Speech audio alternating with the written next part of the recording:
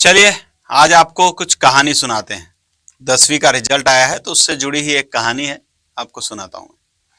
एक छोटे से कस्बे में रहने वाले रमेश काका हर साल की तरह इस बार भी 10वीं के रिजल्ट वाले दिन सुबह सुबह चाय की टपरी पर जाकर बैठ गए थे। चाय की टपरी पर बैठे बैठे हाथों में अखबार था, लेकिन चेहरे पर हैरानी साफ दिखाई दे रही थी। अखबार के पहले पन्ने पर बड़े बड़े अक्षरों में छपा था कि कई विद्यार्थियों को 99 और 100% अंक मिले।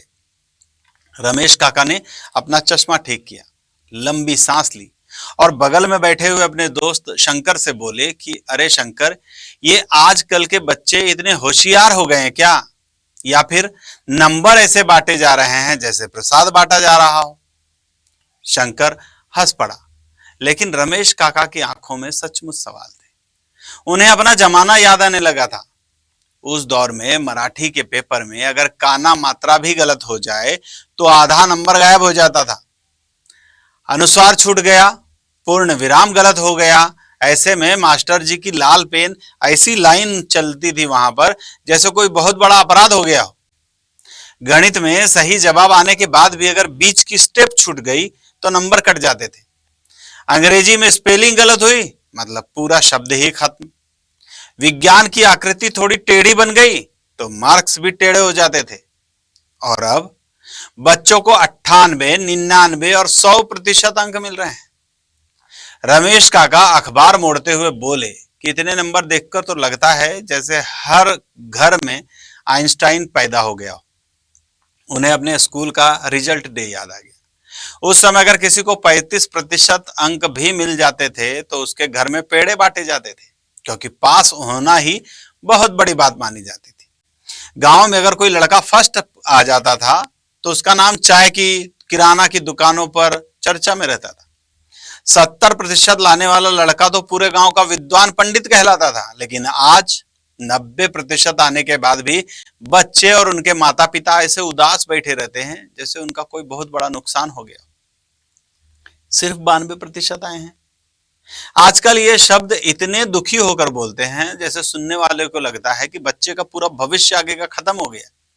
पहले क्लास में 1-2 बच्चे ही होशियार होते थे, बाकी सारे उन्हीं के होमवर्क उतारते रहते थे, कॉपी करते रहते थे। लेकिन अब तो हर गली में 10-10 टॉपर मिल जाते हैं।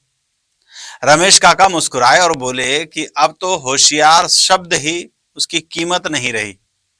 फिर अचानक उनकी नजर सामने खेलते हुए बच्चों पर चली गई। उन्होंने धीरे से कहा कि हमारे समय में कम नंबर आने के बाद भी लोग जीते थे, नौकरी करते थे, परिवार संभालते थे। सच तो यह है कि उन्हीं 35% वालों ने आज के 99% वालों को पढ़ाया भी है। चाय खत्म हो चुकी थी, लेकिन रमेश काका की बातें अभी भी बाकी थी। उन्होंने आसमान की तरफ देखा और देखते हुए कहा कि असल में शिक्षा अब ज्ञान से ज्यादा आंकड़ों का दौड़ बन चुकी है। बच्चों के सर पर इतने प्रतिशत का बोझ डाल दिया गया है कि उनका बचपन, खेल, दोस्ती, शरारत सब कहीं पर खोता नजर आ रहा है। उन्हें याद आया कि रिजल्ट आने के बाद वो और उनके दोस्त मैदान में घूमने निकल जाते थे, कुएं पर नहाते थे, सिनेमा देखते थे, भेल मिसल खाकर खुशियां मनाते थे। और आज रिजल्ट आते ही सबसे पहला सवाल क्या होता है? कट ऑफ कितने का है? दुनिया बदल गई है, शिक्षा बदल गई है, प्रतिस्पर्धा बढ़ चुकी है। लेकिन रमेश काका की एक बात हर किसी के दिल में उतर गई है। मार्क्स बढ़ जाने से बुद्धि बढ़ती ही है ऐसा जरूरी नहीं है, और कम नंबर आने से जिंदगी खत्म हो जाती है यह भी सच नहीं है। क्योंकि आखिरी में कॉपी में लिखे हुए गणित और जिंदगी का गणित हमेशा दोनों अलग रहते हैं। और फिर रमेश काका ने मुस्कुराते हुए अखबार को बंद कर दिया।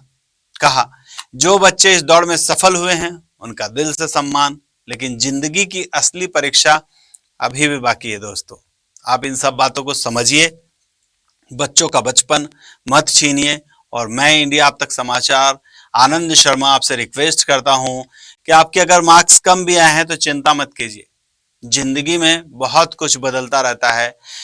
जो आज आपको सब्जेक्ट मिला है, जो आपको आज अंक मिले हैं, जो प्रतिशत मिला है, वो आपके लिए बहुत है। खुशियां मनाइए उसकी। आप पास हो गए हैं उसकी ही खुशियां मनाइए। जीवन में आप लोगों को वो 3 इडियट्स पिक्चर जाकर देखनी चाहिए आज के समय में, कि कुछ भी हो सकता है। कुछ भी, उसके लिए हर चीज के लिए पढ़ाई या प्रतिशत की कोई आवश्यकता नहीं है। माँ बाप से भी रिक्वेस्ट करूंगा कि अपने बच्चों का ध्यान रखिए और बच्चों को भी कहूंगा कि दुख मनाने की कोई जरूरत नहीं है। जिन्हें कम मार्क्स भी आए हैं उनको भी मेरा सैल्यूट।